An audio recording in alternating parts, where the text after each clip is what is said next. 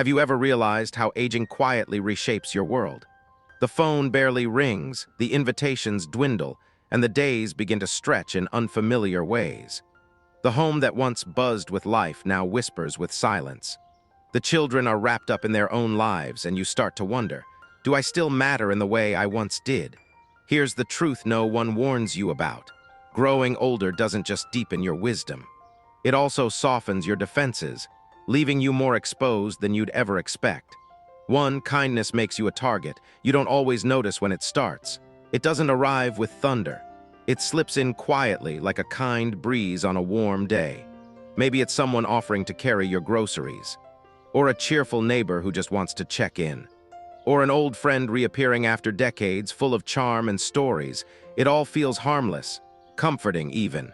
But sometimes beneath the warmth lies something else, intention. Quiet, calculated, and unsettling. This may be hard to hear, but if you're over 60, you need to know the truth. Your kindness is a magnet. Not everyone is drawn to your stories, your strength, or your resilience. Some are drawn to your solitude and your giving heart. Let me tell you about Mr. James. At 74, he lives alone. His wife passed 5 years ago, and now his world is a quiet rhythm of gardening and classic westerns. Then one day, a young woman from down the block began stopping by. She said she just wanted to check on him, and he believed her. Who would? She brought cookies, helped him set up his phone, and shared gentle conversation. It was comforting. It felt like a spark of connection, but weeks turned into months, and her tone began to shift. Could I borrow $20 just for gas? I'm a little behind on a bill. Do you mind helping out? He didn't want to say no. He didn't want to seem cold. After all, she made him feel seen again. But as the months passed, his savings thinned. His trust was drained, and just like that, she disappeared. This is what happens when generosity meets manipulation. Not because older adults are foolish, but because they're kind. And that kindness, it makes them vulnerable in ways no one warns them about. 2, loneliness opens the door. There's something quieter, yet heavier, than physical frailty and old age. It's loneliness, a kind that doesn't shout but hums gently beneath your daily routines. It's the empty chair at breakfast, the long silence between phone calls, the quiet ache of not being needed anymore. That ache, it's deeper than we admit, and unfortunately it's something predators can sense from a mile away. Like sharks sensing a drop of blood in water, they recognize the need for connection and warmth. And they know how to offer just enough of it to feel real, just enough kindness to make you let your guard down. And when that guard drops, your protection does too. But loneliness isn't the only door. Exhaustion is the other. Not just the kind that wears down your body, but the emotional kind. The weariness of keeping up appearances, of avoiding conflict, of swallowing your discomfort because it feels easier than explaining it. You used to have the energy to say no, to question motives, to hold firm when someone crossed the line. But now you're tired. And tired people say yes when they mean no. Not because they don't see the red flags, but because confronting them feels too draining. So you smile, you nod, you stay quiet. And here's where it turns dangerous. Because peace that demands your silence isn't peace. It's slow, silent suffering. You deserve better than that. You've spent your life navigating hardship, building strength from the ground up. Don't let the quiet of these years be filled with the weight of someone else's expectations. True peace doesn't require you to shrink. It doesn't ask for silence. It allows you to rest, fully, freely, and without fear. 3, too much friendliness can be dangerous. Let's have a heart-to-heart. Because what comes next might be hard to admit. There's a reason why so many people say older adults are the kindest souls they've ever met. Life has shaped you. Decades of experience have softened your edges.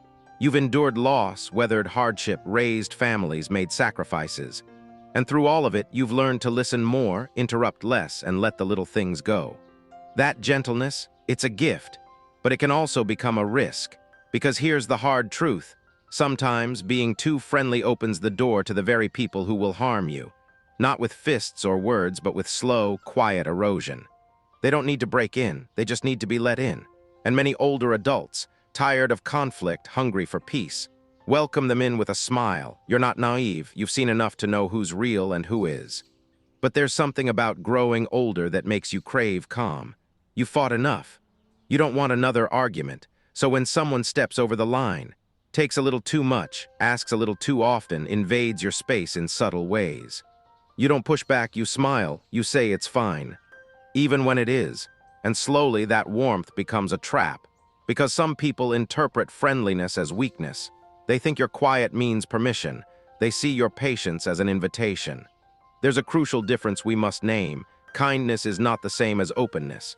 Kindness is intentional, it's aware, it's wise. Openness without boundaries, that's dangerous, especially now.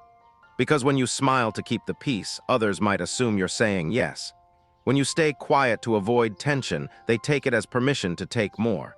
Before you realize it, you're drained. And they've taken far more than they were ever entitled to. You've earned the right to be kind without being used. And that starts with drawing the line between generosity and self-protection. 4. Saying yes out of fear is not kindness. Let me introduce you to Helen. She's 79, quick-witted, generous to a fault, and known in her retirement community as the one who always has something warm in the oven. Cookies, tea, a listening ear. Helen never turns anyone away. But when I sat with her recently, she looked tired. Not the kind of tired that a nap fixes, the kind that sits in your bones. I've never said no to anyone, she told me softly, but now I just feel empty. It turns out her cozy apartment had become everyone's comfort zone, except hers. Neighbors dropped in constantly, for coffee, for conversation. For advice, she played the role of confidant, therapist, errand runner, baker, and emotional lifeline. But when she needed help, when her fridge was empty or her heart heavy, no one noticed. They weren't there for her. They were there for what she gave. That's the hidden cost of being too open. Your heart stays generous, but your energy, it runs low, and it doesn't refill the way it used to. One emotional drain can knock you off balance for days. And yet we rarely speak of this. We warn about phone scams, about phishing emails and online fraud. But what about emotional fraud? What about the people who come dressed as friends, as family, but leave you feeling smaller each time? They don't break your trust with one big ask. They chip away slowly, with little favors, gentle guilt, warm smiles masking selfish motives. And because you're kind, because you've spent a lifetime helping others, you say yes. But here's the question. Are you saying yes because you want to, or because you're afraid not to? Afraid of seeming rude, afraid of conflict, afraid of being alone? But saying yes from fear isn't kindness, it's quiet surrender. It's giving a piece of yourself in exchange for momentary peace. And here's the painful truth. Many older adults are too nice. They're just tired of being misunderstood, tired of confrontation, tired of hoping someone will stay if they give just a little more. But tell me, what kind of company leaves you feeling more alone than before they arrived? What kind of connection depletes you instead of filling you? True kindness should never come at the cost of your spirit. You deserve company that gives back, that notices, that asks how you are, not just what you can offer. 5. Not everyone deserves access to your heart. There's a common misunderstanding, especially in older age, that friendliness always equals goodness. But let's be clear, a warm smile isn't always a warm heart. And not every kind gesture deserves a permanent place in your life. Some people have become experts at wearing masks. They charm, they flatter, they say all the right things, especially when they sense your loneliness, your guilt, or your generous spirit. And once they discover that tender spot, the place where you long to feel needed, they begin to press. They don't take everything at once. No, they ask for small things, gently at first. Could you help just this once? You're the only one I trust. It would mean the world to me. But soon, those little requests turn into expectations. And before you know it, you're pouring from a cup that no one is refilling. They leave your home lighter. While your heart feels heavier, that's not friendship, that's extraction. And here's the truth no one likes to say aloud. Takers rarely stop on their own. They stop when you do. That's why boundaries aren't walls, they're protection. You're not being cold by saying no. You're not being selfish for turning off the phone, drawing the curtains, or choosing rest over obligation. You're preserving your peace. You don't owe anyone your time simply because they've been around for decades. Length of acquaintance is not the same as depth of respect. In fact, sometimes, the people who have been in your life the longest are the very ones who assume they're entitled to the most. So if someone makes you feel guilty for creating space, pause. What's really bothering them? That they've lost a connection to your heart, or that they've lost control over it. There's a world of difference. People who genuinely love you won't push past your limits. They won't guilt-trip you or make their needs your burden. They'll check on you, not check in for what they can take. They'll ask how you're feeling, not just what favors you can do. And if your circle doesn't include these kinds of people yet, take heart. They exist, but sometimes they can't step in until you make space. And making space often means letting go of those who only take and never give. You've spent a lifetime opening your heart. Now is the time to protect it. 6. Boundaries aren't harsh, they're sacred. Let's be real. Saying no has always carried a strange kind of weight, especially when your whole life has been shaped around being the one others could rely on. You stayed late, you showed up. You gave and gave and gave, sometimes without anyone even noticing you were tired. But now, this season of your life, it's time to rewrite the rules. Because here's the truth nobody ever told us: boundaries aren't rude, they're sacred. They are the fences that keep your soul from being trampled. They're how you say to the world, I matter too. You're not selfish for protecting your time. You're not unkind for craving quiet. You're not distant because you don't answer every call or attend every invitation. You're just finally listening to yourself. Still, many older adults feel a pang of guilt when they draw that line. And why? Because we were raised to put others first. We were taught that saying yes meant being good, that keeping the peace was more important than keeping ourselves whole. But the cost of constant yesies is steep. When you give without pause, without replenishment, you end up bankrupt. Emotionally, spiritually, and yes, sometimes even physically.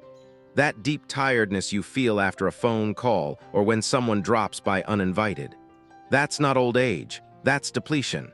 That's years of absorbing other people's needs while ignoring your own. Take Dorothy, for example. She's 76, a retired nurse with a heart too big for her own good. Neighbors knock when they need favors.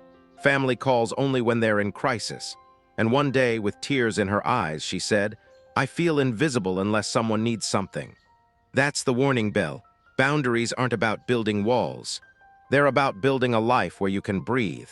A life where your energy isn't treated like an unlimited resource. You get to choose who gets close to you now.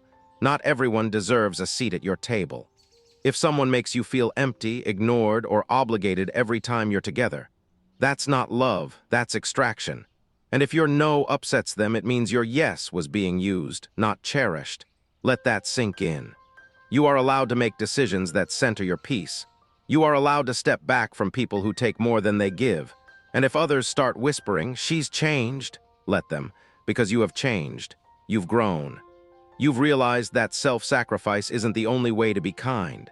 Now, kindness looks like choosing rest over resentment. It looks like saying, not today, without guilt. You've earned the right to rest, to protect your mornings, to close the door and sit in silence without apology. So if someone's presence leaves your home feeling heavy, don't invite them in again. If your phone rings and your stomach drops, it's okay not to answer. You've spent decades giving. Now it's your turn to preserve what's left. Protect your energy as fiercely as you once protected your children, your job, your home. This time, the one you're guarding is you. 7. Who is filling you up and who is draining you? You've spent a lifetime in service, to your children, to your spouse, to your work, to everyone who ever needed a helping hand, a warm meal, a shoulder to cry on. You've been the rock. The anchor, the one who never let anyone fall. But now, after decades of giving, something has shifted. These years are meant to feel lighter, calmer. They are not for burnout, they are for peace, but peace doesn't just arrive, it requires intention. And that starts with one essential question: who in your life truly fills you up, and who leaves you feeling emotionally bankrupt? Look around. Think about the voices in your world, the calls you answer, the people who walk through your door. Do they lift your spirit, or do they quietly pull pieces of you away, one visit at a time? It can be subtle. You might not notice it right away. A friend who always needs a favor. A family member who only shows up with problems. A neighbor who drains your energy with complaints. You smile, you nod, you listen because that's what you've always done. But after they leave, you feel heavier, not seen, not valued, just used. That's not your imagination. That's your spirit whispering, this isn't good for me. You see, in this chapter of life, it's not about quantity anymore. It's about quality. It's not about keeping everyone around. It's about keeping the right people close. The ones who ask how you're really doing, not just what you can do for them. The ones who sit with you in silence and still make you feel full. The ones who don't just call when they need something, but who check in just because they care.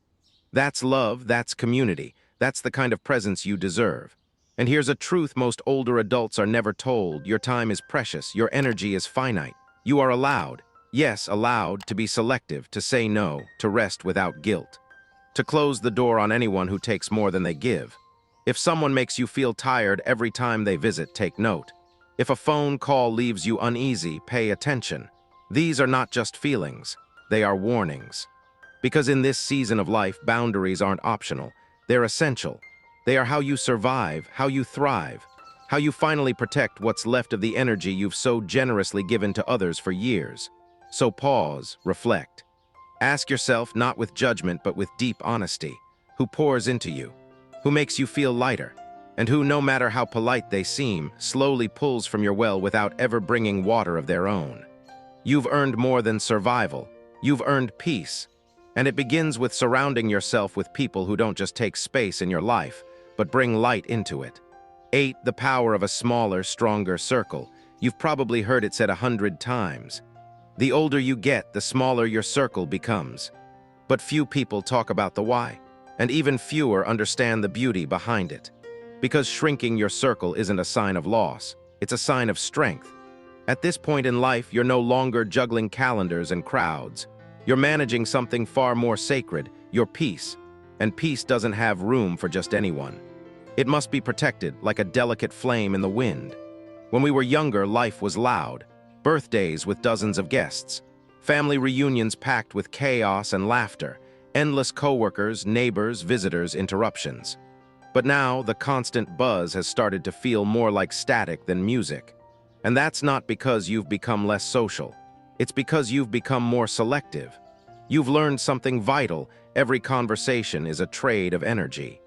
Every visitor changes the air in your home. Some leave you lighter, some leave you drained. This season of life calls for discernment. You no longer need an audience, you need a sanctuary. So start seeing your inner circle for what it is. A treasure chest, and not everyone deserves the key. Because it's not just about who shows up, it's about how they show up. Do they bring you peace or pressure? Do they refill your spirit or chip away at it? Do they encourage your rest? Or make you feel guilty for needing it? That question becomes especially hard when it involves family. Maybe it's a grandchild who only stops by when they need money. A child who visits with their chaos but never their care. Or an old friend who once felt like home but now only brings complaints and tension. Let me say it gently but firmly: history is not a reason to stay hurt. Longevity does not equal loyalty. Someone who has been in your life for 40 years might not belong in the sacred stillness of your present. You don't owe anyone constant access. You don't have to answer every text. You don't have to open the door just because someone knocks. You're not being rude, you're being wise. Sometimes peace looks like saying no. Sometimes it sounds like a quiet house on a Sunday morning. Sometimes it means choosing solitude over shallow connection. Because you've spent decades building your life. Now, it's your turn to protect it. 9. Practical protection: time, space, and intuition. Let's get grounded for a moment. We've talked about emotions, energy, and boundaries. But now, let's talk about protection in the most practical sense. Because this chapter of life isn't just about how you feel. It's about staying safe, strong, and steady in a world that often forgets how vulnerable aging can make us. Let's begin with your finances. You've worked too long and too hard to build what you have. Those savings, that retirement income, your little financial cushion, they represent decades of discipline. So if anyone begins to make you feel guilty for holding onto your money, pause, take a breath, and remember, your money is yours. You don't owe anyone access to your accounts, your wallet, or your legacy. No one, not even your children, has the right to pressure you into handing over your financial security. It's not selfish to say no. It's smart. You're not here to fix someone else's mistakes or to bankroll their poor planning. And don't let anyone tell you that you can't take it with you. Because what you do with your money is your decision, not their entitlement. If it brings you peace, comfort, or joy, that's enough. Spend it on yourself without guilt. because you've earned it. Now let's talk about your time. Just because you may be retired or home more often doesn't mean your time is free for the taking. Time is the most precious currency you have now. And if someone constantly interrupts your peace, dominates conversations, or always needs you to fix something, you have every right to protect your minutes. You don't have to take every call. You don't have to respond to every text. You don't have to say yes just because it's asked. The people who truly care for you will value your time, not consume it. Next is your space. Your home, your haven. It should feel calm, safe, sacred, but for many older adults, their homes become open-door stops for stress. Drama walks in, chaos lingers, and somehow it feels rude to ask for quiet. But listen, your front door is not a revolving one. You are allowed to say, "Not today." You can close the blinds, turn off the phone, breathe. And you don't owe an explanation for that. Your health, mental and physical, matters more than pleasing every visitor. Protect your space like you protect your health, because truly they're connected. And perhaps most important of all, your intuition. You've lived long enough to know that gut feelings matter. That tightening in your chest when someone smiles too sweetly. That little nudge that says, "This feels off." Trust it, don't second guess it. Your intuition isn't overreacting. It's experience speaking quietly but clearly. In fact, your instincts might be the strongest protection you have. Don't dismiss them to be polite. Don't explain them away for someone else's comfort, because here's the truth.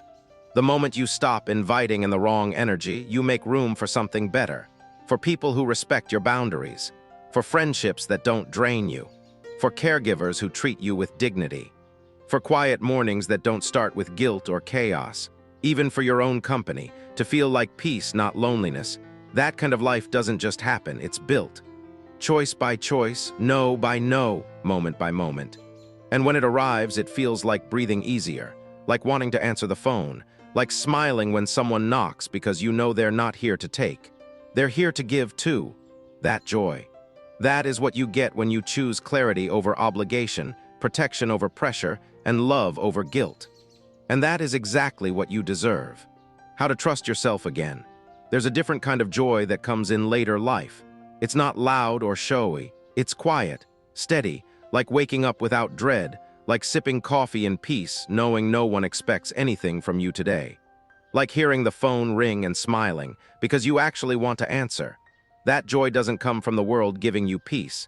It comes from you creating it, with boundaries, with intention, with self-trust. You've survived so much. Loss, betrayal, disappointment. You've raised families, worked long hours, held people up when you barely had strength left for yourself. And now is the time to exhale, to rest, to stop asking, "Am I doing enough?" And start saying, "I've done more than enough." You are not being selfish for saying no. You are not being difficult for needing space. You are not being dramatic for choosing quiet over chaos. You are being wise. You are being brave. You are finally putting your well-being first. And that is not only your right, it's your responsibility. Because here's the truth. Every time you choose peace over pressure, you give permission to someone else to do the same. Every time you set a boundary with love instead of fear, you model courage for those who are watching. Think about your grandchildren. Think about younger women and men who have watched you carry the weight of everyone else's needs. What if instead of teaching them to be martyrs, you taught them to be whole, to speak up, to rest, to protect their joy? You're still teaching. Yes, even now. And your greatest lesson might just be this: that freedom doesn't come from pleasing others. It comes from finally honoring yourself. So yes, let them whisper, "She's changed. He's not the same anymore." You have changed.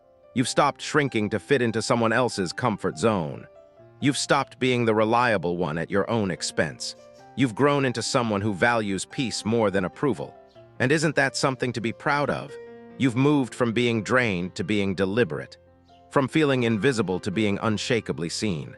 By yourself. From saying yes to stay loved to saying no to stay well. Here, that's what no one told you when you were younger. You don't owe anyone permanent access to your inner world just because they've been in your life a long time.